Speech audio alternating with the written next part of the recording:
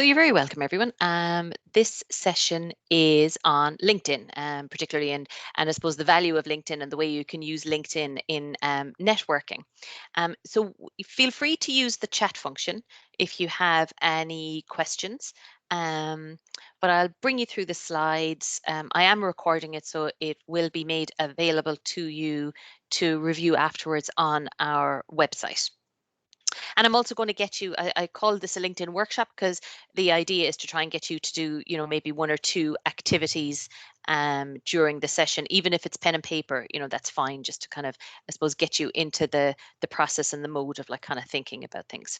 Okay, so what are we going to do in, we've about 30 minutes set aside for the session. So looking at how you can maximize your profile. So the first thing I will say is I am working on the basis that everyone has a LinkedIn profile. It's very, very easy to set up. And so really this is about how you can maximize your profile rather than setting up an initial profile. And then secondly, as part of that, how to develop your connections. And then we'll just like focus a little bit on useful search and networking features that are available to you in LinkedIn, which I think are great for career planning and job search. And hopefully you'll find them really useful too. So, okay, just to give you, I suppose, the background around like kind of LinkedIn, it is a networking site. So that's why the session is about LinkedIn and networking for professionals. So that's important that it isn't, somewhere that you're posting any of your, I suppose, social photos or social activity. So it's very much around using it as an opportunity to try and engage with others that are like kind of working in your sector or the sector that you're interested in working in, and finding out about finding out about work areas and finding out about also opportunities. It is a far-reaching resource for connecting. I mean, there are 675 plus million members in the world, but what's brilliant is that like kind of over 64,000, 65,000 of them are from UL. So we're talking about a group of 65,000 people that you immediately have a connection with. They are part of your network. Both you and those 65,000 people have the University of Limerick somewhere in their LinkedIn profile. And, from our experience and from my experience in terms of like kind of dealing with and working with students, and particularly students that are starting out in their careers, past graduates are more than happy to connect with you and, give you like kind of some of their time to answer questions that you might have about their career trajectory or companies that they're working in. So how can you maximize your profile? So there's a couple of things. One is to ensure that you have a professional photo. So that is a good professional headshot photo that shows yourself on your LinkedIn page. And this is valuable from the perspective of, ensuring that your profile is maximized, which means that you'll have a better chance of being viewed and found on LinkedIn if someone is looking for you. But also, we'd often get the question, should I put a photo on my CV? And no, you don't need to put a photo on your CV. But if you have your LinkedIn profile, the URL on your CV, then someone can immediately see your professional photo on the LinkedIn site. A headline.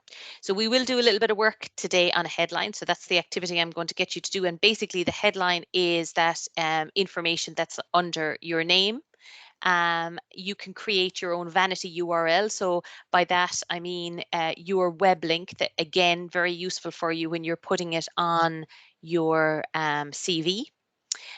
There's the about section. So how do you maximize that? So that's like kind of, that's in essence, that's the equivalent of, if I were to say, tell me a little bit about yourself. So that's what that summary section is. It's answering that question, tell me about yourself, but on LinkedIn in Word format.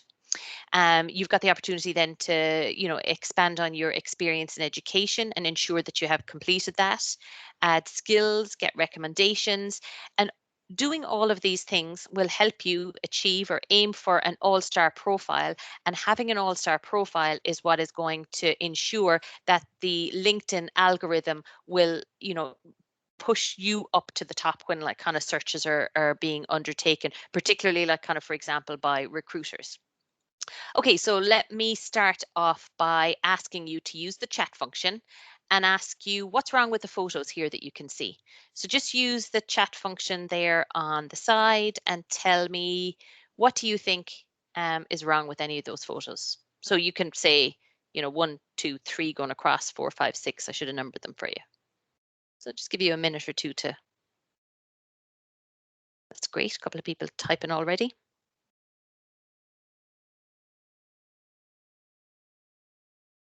So 6 is a group photo, 100%. So obviously I can't even tell, who the person on LinkedIn is on number 6 because it's a group photo. Yeah, any other comments? 5, this one, 5, you think is blurry? Okay.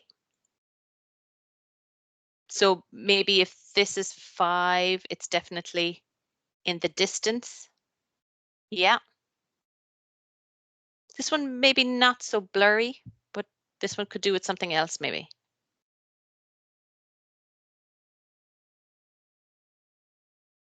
Just have a couple more people typing, see what someone says.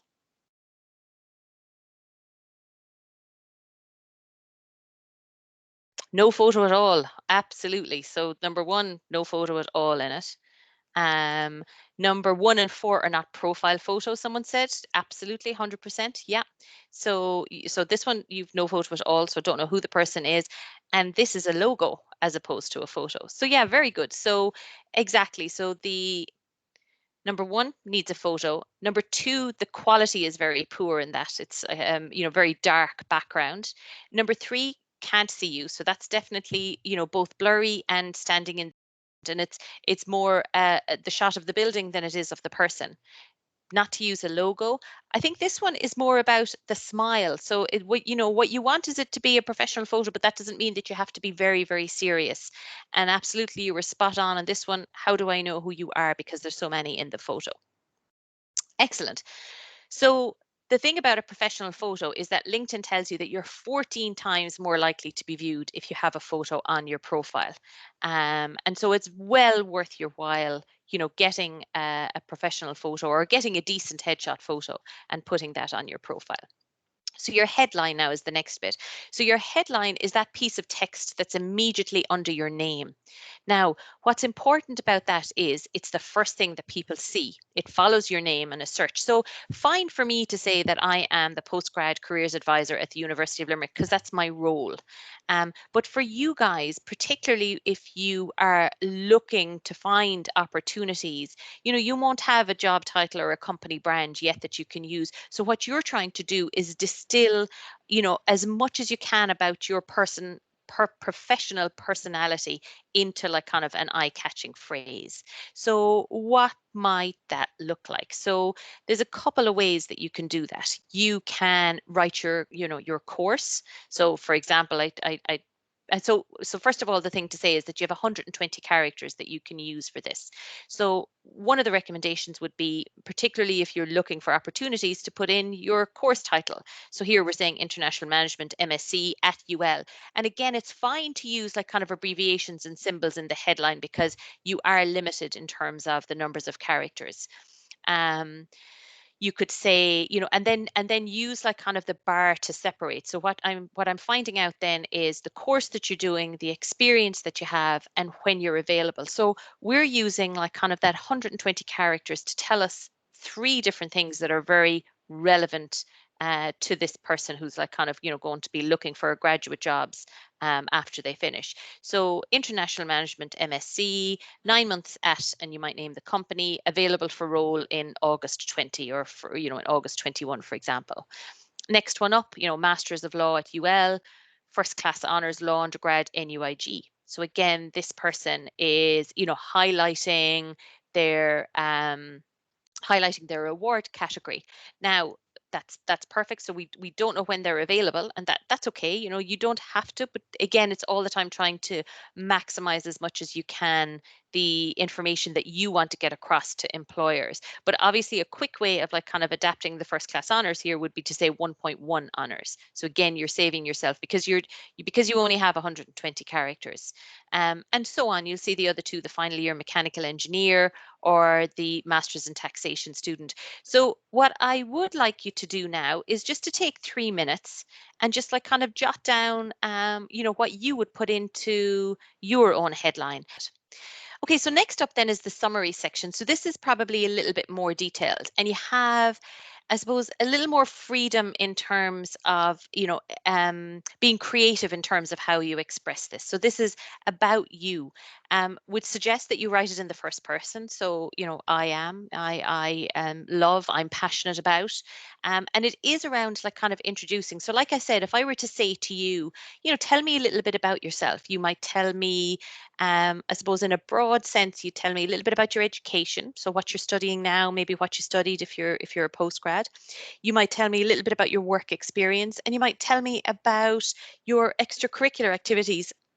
And you'd kind of draw all of those together and say, based on all that you're doing so far, your kind of career objective is, and you might tell us what that career objective is.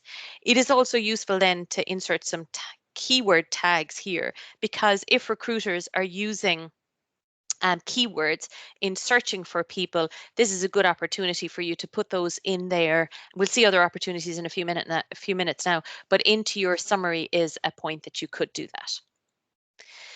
So next up and so sorry, just to go back to the about a summary. So that takes a little bit more time, and you do have 400 words. So it is a summary, but you have a lot more than the 120 characters that you do for the headline to be creative here. So moving on then and looking at the customizing your URL. So I mentioned that that's very useful, particularly in the context of putting it on your CV. So if you go into LinkedIn and you go into your profile, you click on profile, one of the things on the right-hand side that it offers you is the opportunity to edit or custom your URL. Now, chances are it's going to have, linkedin.com/IN, and then it'll probably have your full name and lots of letters and numbers afterwards. So you can click on the pencil and you can edit it down and get rid of most of those letters and numbers and just leave your name. So then it looks very neat and easy to use on a CV, and that is the hyperlink, or that's the URL link that you will be putting on your CV. And another feature that's new in LinkedIn, and it's only, in the last like kind of couple of weeks that I think this has come out. Now it's a bit faded here, but essentially, if you're on the mobile app and you go into the section again on your profile and you click the little the pencil to edit your profile, you can actually record your name pronunciation. So that's particularly useful now when an awful lot of our like kind of engagement is virtual. So you can go in, record your name pronunciation, and people then have the opportunity of hearing how you pronounce your own name. But again, that's something that you can only do on the mobile app rather than on through the web app, say. Okay, so hopefully there are two features that are useful. Again, we'll come across this as we move on in the presentation, but it's very important for you to be visible. So, part of the whole process of this, you obviously want to, prepare a good, strong LinkedIn profile, but you also want to be found. So make sure, and that's at this section when you're editing your URL, the visibility option is there as well, and you want to put that to on so your public profile is visible to all those who might be looking for you or looking for someone who is, in the course that you're in or has the skill set that you have. Okay, so next up then will be work experience. I suppose the next two sections then are work experience and education, and you can determine which you want to highlight first and second, but would say always start with your most recent. So it's the same set of rules that apply for a CV as LinkedIn. Give 3 or 4 bullet points to describe each role that you've had. You don't have to include every single part-time or casual job that you were doing while you were in full-time education, and make sure it corresponds with your CVs. And you can also ask for recommendations then from past employers on that section of your work experience. With your education then, again, start with your current course, work backwards. So that's called reverse chronological order. Always start with the most recent. Give the full name, so Master of Science in or Bachelor of Arts in, and name the full course of your study rather than saying doing business studies. Say Bachelor of Business Studies, University of Limerick. Talk about your modules. You could include your grades if you're on track for a 2-1 or better, and you could also include some project details, or you could use the media section on LinkedIn to upload details of some of your projects. The next up then is skills and endorsements. So this is important because the skills section is where of employers will use keywords as part of their search, and recruiters as part of their search for candidates. So one of the things that like kind of you need to do is have have a minimum of 3 skills if you're aiming for the all-star profile, but we would say obviously put in more than 3. But also do some research in terms of the skills that employers are looking for. So you could look up job adverts, or you could look up other people in your area, their LinkedIn profile, and then add the skills that like kind of refer to you or apply to you. So that's something that you can build up over time on LinkedIn as well, but ensure that you have at least 3 because you're aiming for your all-star profile. So for the all-star profile, so we've talked about this already, you need your photo, you need your profile, your summary, you need a current position. So if you are engaged in part-time work maybe, or if you are involved in club societies and you have a position on that, or if you're volunteering, you could put that in as current position because you will need that in order to be able to achieve all-star. You'll need to put in experience, past experience, your current education, at least 3 skills we said, and then for all-star profile you need to have at least 50 connections. So you may not have that immediately, but you can build that up if you work at it, try and connect with a few people per week. You'll start to build that up quite quickly. And the reason then that you need to, I suppose, complete all of these criteria to get that all-star rating is because only 51% of LinkedIn users have that 100% completed profile, and their search algorithm works on the basis of the order of profile completeness first, followed by connections, followed by first connections or shared connections, and then so on, and then groups in common. So really profile completeness is very important in terms of the way the search algorithm displays results on LinkedIn. Okay, so around developing your connection. So I've said, start with people start with friends, family. But the other way that you can build your networks is join groups and sectors, follow companies. And then we mentioned this already, be in control of who sees you. So you really, there's I suppose there's the privacy kind of tab setting, but there's also the making sure that like kind of you are publicly visible, so that you can be found by others and by recruiters. So start by connecting with your classmates, your friends, your colleagues, maybe people that you've worked with in the past. 15 to 30 minutes per week, you'll be surprised how quickly you will start to build up. And what is important, we advise, is that you personalize your message. So you don't just click connect. So when you go in and you are offered the opportunity to connect with someone, it offers you the chance to add a note. And we would suggest that you use that and put a personal message in there when you're inviting with connections. So, I mean, obviously with someone that you're very, very familiar with, that's not an issue. But like, say, for example, if any of you were at the Virtual Careers Fair last week, it would be very good for you to say, it was very nice to chat with you at the Virtual Careers Fair in UL in October, and it would be great to follow up and connect with you. Or, I noticed that you did my course 2 years ago and you're a graduate of UL, it would be great to connect with you. So to personalize your message when you are connecting with people that aren't immediate, in your phone contacts, for example. The other thing then that you can do is use the search feature up here at the top to search for groups. And once you like kind of, search, say, for example, put in a search term like insurance, it will offer you like kind of different groups. Some are open, some are managed groups that you have to ask to join, and you have to be invited to participate. But again, it's a very good way to kind of build up your knowledge and build up like kind of your connections within a sector that's relevant to you. The one that I would suggest that you definitely link up to now is the UL Career Service. So you can go and you can search for us and join ourselves. You can also follow companies, and so you can do a search for a company again, in that search bar at the top of the LinkedIn page. And what's interesting is that you will see warm connections.